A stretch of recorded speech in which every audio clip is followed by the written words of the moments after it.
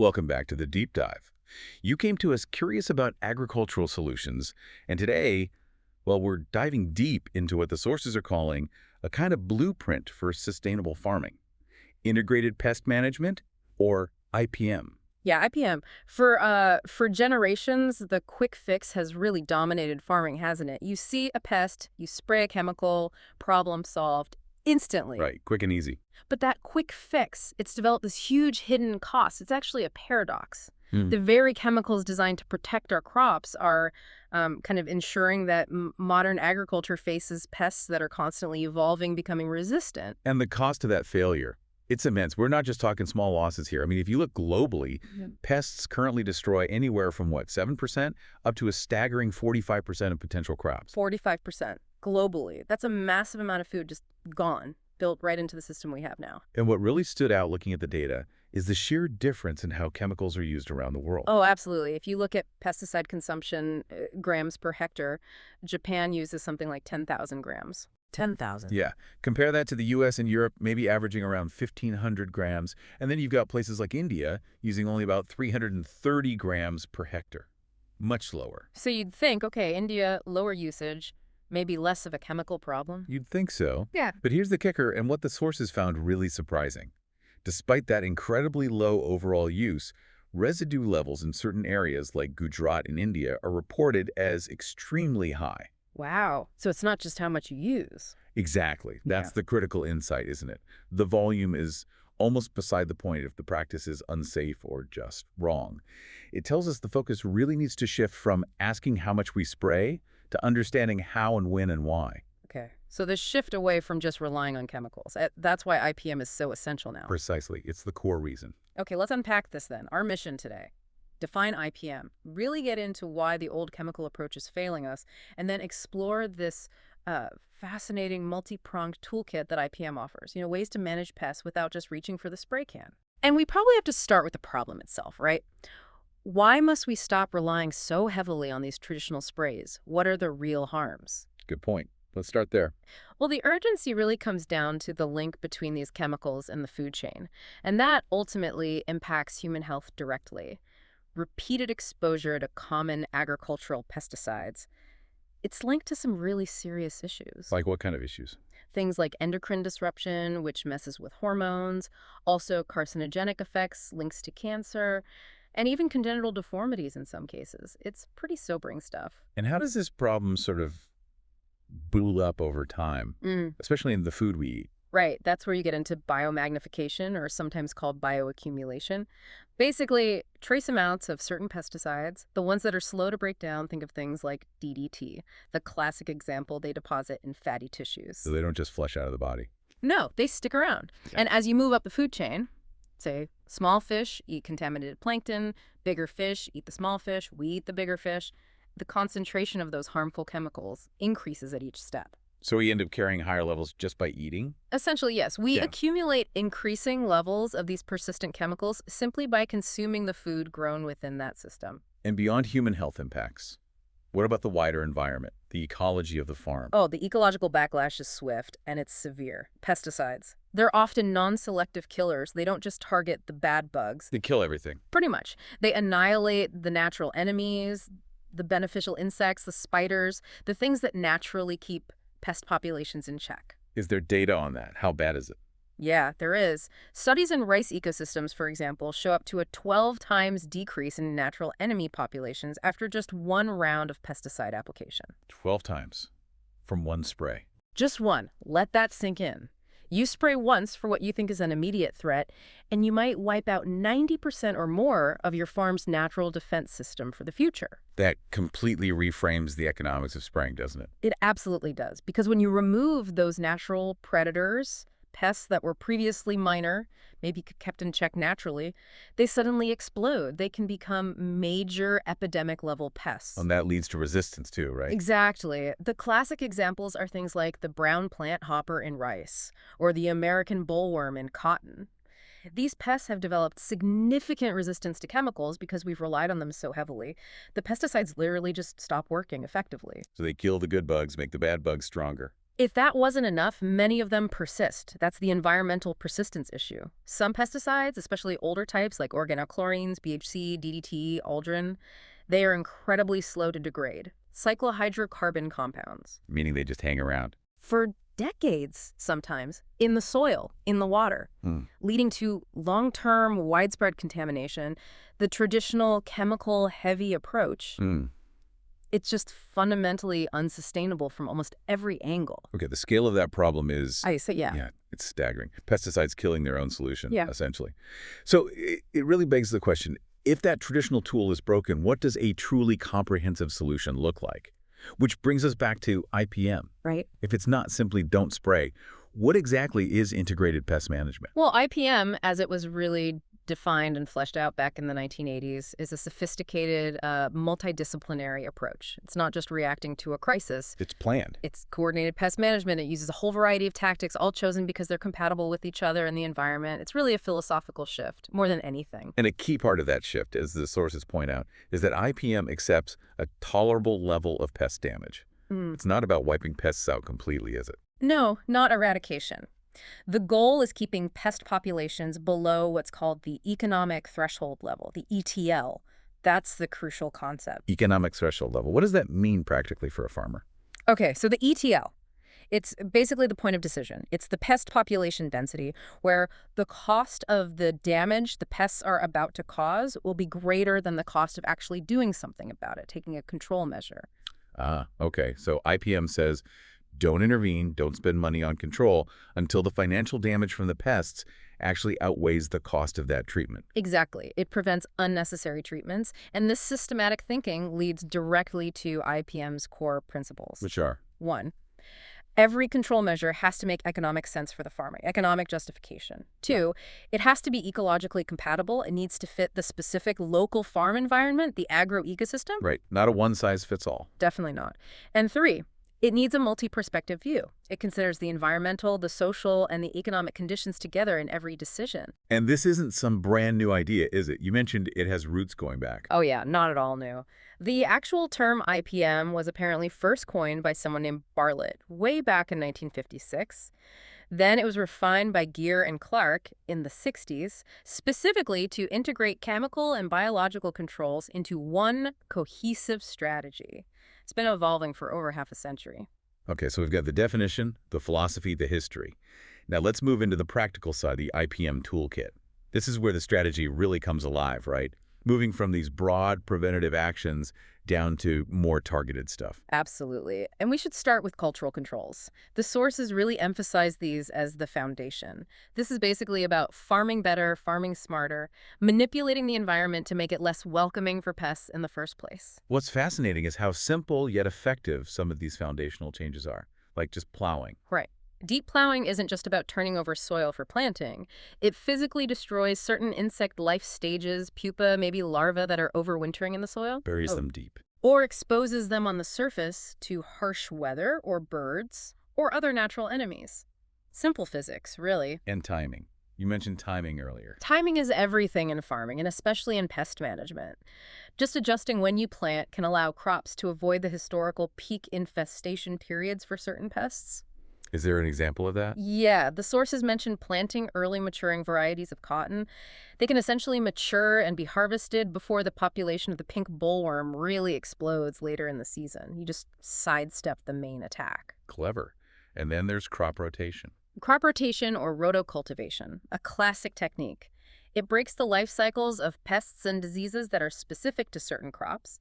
If a pest needs corn to survive, and next year you plant soybeans. The pest starves or has to move. Exactly, you just alternate crops that don't share the same major pests. Simple, but highly effective over time. What about things like volunteer plants, the ones that just pop up? Ah, yes. Destroying off-type plants or volunteer plants, those are the ones that grow from seeds left over from a previous crop. They often act as hosts, like little reservoirs for pests or diseases between the main crop cycles. Getting rid of them removes that bridge. And even how you fertilize matters. Oh, definitely. Fertility management is more nuanced than just pouring on nitrogen. Too much nitrogen, for instance, can make plants overly lush and succulent. It sounds good, but But it makes them really attractive and vulnerable to sucking pests, like aphids. On the flip side, Ensuring plants have enough potassium often helps them build stronger cell walls and resist attacks better. It's about balance, not just maximum growth. So these cultural practices, they really represent that paradigm shift you talked about, Mhm. moving away from just reacting to problems. And towards proactive prevention, building resilience into the system from the ground up. Okay, so foundation laid with cultural practices. What's next in the toolkit? Mechanical and physical controls. Sounds a bit more hands-on. It is. This involves, direct physical interventions, sometimes brute force, sometimes clever physics, sometimes specialized equipment. Like literally picking bugs off plants. Sometimes, yes. Hand kicking and destroying pests might sound basic, but it can be crucial, especially for certain things, like finding and crushing insect egg masses on leaves. Or collecting fallen fruit. Exactly, like collecting infested fruit that's dropped from mango trees, say, and destroying it properly.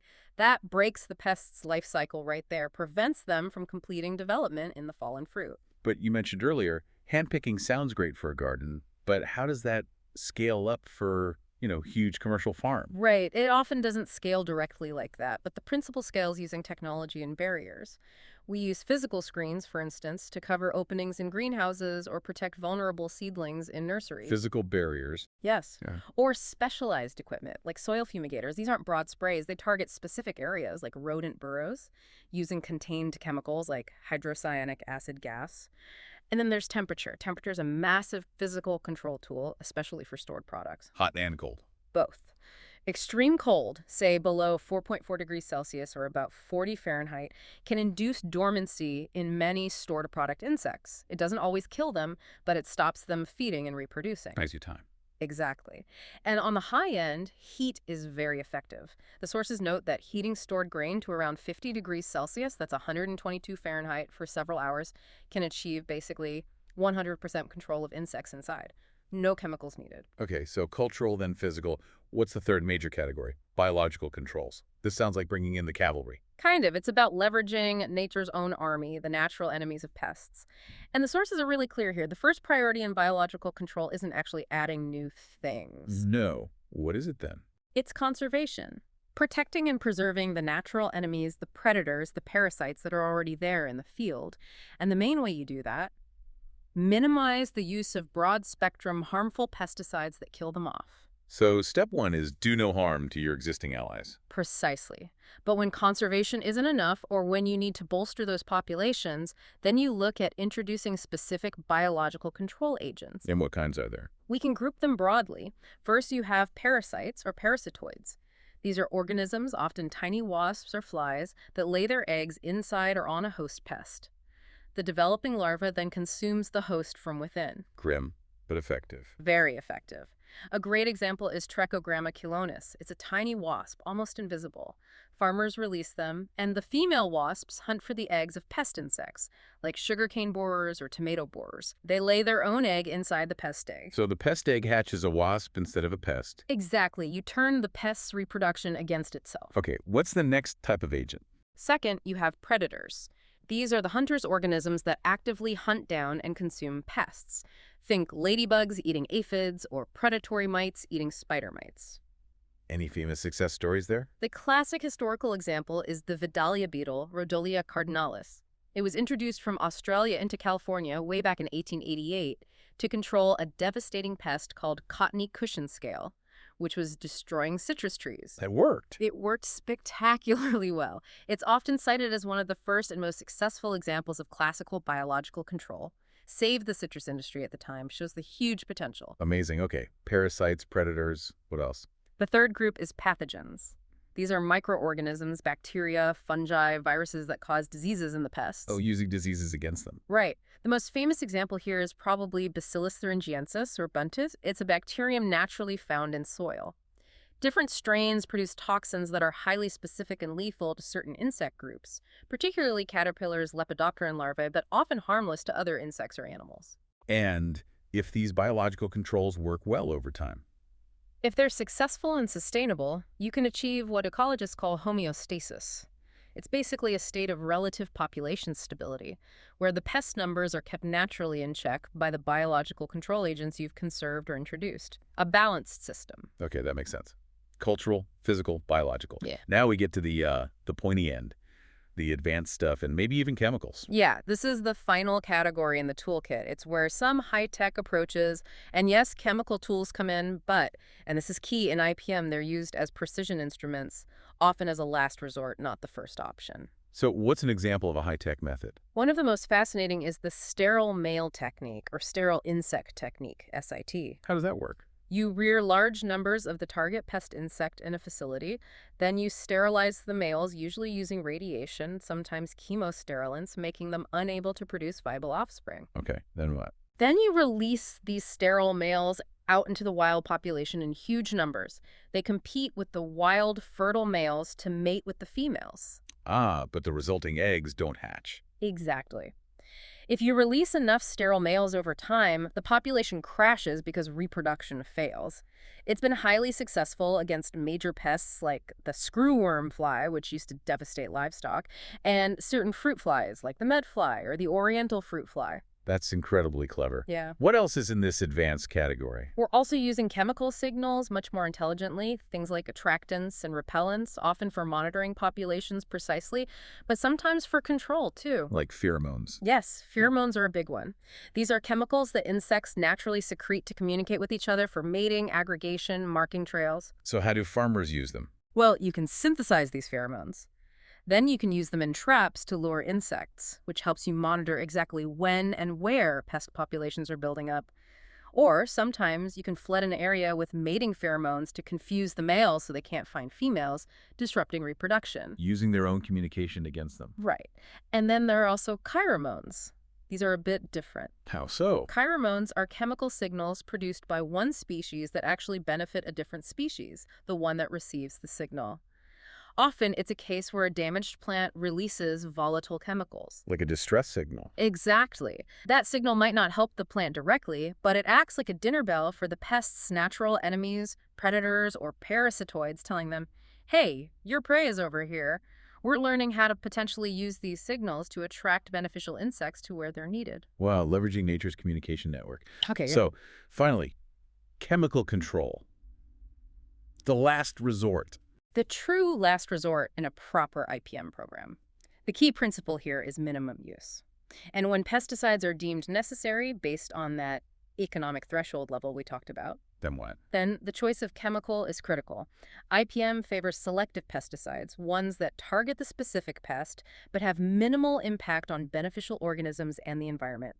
And ideally, less persistent ones that break down quickly. This is where biopesticides come in. Yes, biopesticides are really important here. These are substances derived from natural materials, plants, bacteria, fungi. They tend to be more targeted and break down more readily than many synthetic chemicals. Examples. A classic botanical example is neem seed kernel extract, or NSKE. It's derived from the neem tree. You can often prepare a simple water extract, maybe to 5% concentration. And it works. It's surprisingly effective against a wide range of pests, including things like rice cutworms, aphids, tobacco caterpillars. It acts as a repellent and anti-fedant and disrupts insect growth. And it's generally much safer for beneficials. Okay, so wrapping this all together, what does this mean for you, the listener? IPM isn't just one thing you can buy off a shelf. No, definitely not. It's an organized, systematic approach. It relies heavily on deep knowledge, understanding the pest's biology, its life cycle, its interaction with the environment. That means constant monitoring, forecasting, surveillance. And it clearly prioritizes those foundational cultural practices, then biological controls. Right. Reserving those more advanced techniques, and especially the precision chemical tools, only for when they are absolutely necessary to keep pests below that critical economic threshold level. So hopefully you now have a much clearer framework for understanding what modern sustainable agriculture can look like. It's about moving past those old quick fixes and embracing real ecologically balanced solutions. That's kind of a shortcut to being really well informed on this. And thinking about this whole system, it raises an important question, something you can maybe take away and mull over. IPM also relies heavily, as the sources mention, on strict quarantine measures, preventing the entry of foreign pests in the first place, things like potato wort disease or the fluted scale we mentioned. Right, stopping problems before they even start. Exactly. But given how essential these quarantine checks are for protecting a nation's agriculture, What are the real-world economic and, frankly, political challenges that arise when you try to coordinate this kind of strict pest control across international borders, especially with the massive, constant movement of food and agricultural goods that global trade demands today? How do we balance protection with trade?